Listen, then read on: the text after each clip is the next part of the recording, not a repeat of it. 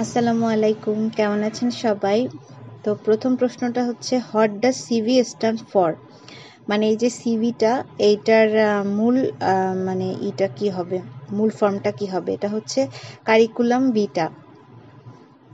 এটার মানে হচ্ছে যে জীবন বৃত্তান্ত। হ্যাঁ, তারপরে হচ্ছে ইউ ও আচ্ছা, এইটার এই যে কারিকুলাম ভিটা, এইটার আরেকটা সমর্থক শব্দ হচ্ছে রিজিউম। এটা মানেও হচ্ছে ওই যে জীবন বৃত্তান্ত। তারপরে হচ্ছে you must always go to work on time. হ্যাঁ, এখানে প্রথম বাক্যটা কি বলা আছে? You must always go to, মানে তোমাকে সবসময় যেতে হবে।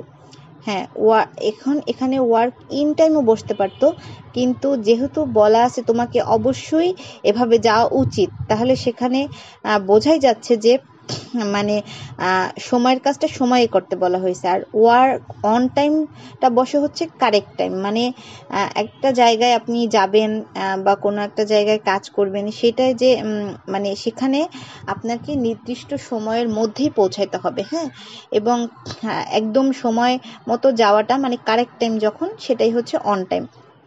আর ইন টাইমটা বোঝায় এইরকম যে অনেকটা সময় আপনার হাতে আছে, এই সময়ের মধ্যে আপনাকে গেলেই হবে, দেরি যাতে না হয় কিন্তু গেলেই হবে, মানে এরকম অনেকটা সময় আপনার হাতে আছে, এই সময় মানে ইন বসে। তারপর হচ্ছে what kind of noun is Sylhet. Sylhet শব্দটা কোন নাউন? Proper noun. তো প্রপার নাউন কাকে বলে? প্রপার নাউন হচ্ছে যে যেই নাউন দ্বারা নির্দিষ্ট কোনো ব্যক্তি বা বস্তু বা হচ্ছে স্থানের নাম বোঝায়।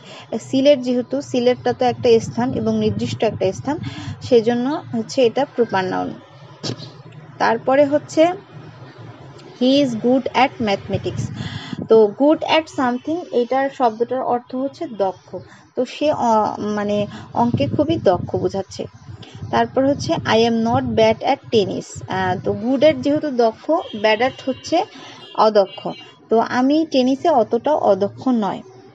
তারপর হচ্ছে এখানে এত গরম যে কাজ করা যায় না, এরকম যে এত গরম এরকম যখন বোঝাবে, তো এটা হবে it is too hot to work here, মানে এখানে এতই গরম যে কাজ করা যায় না।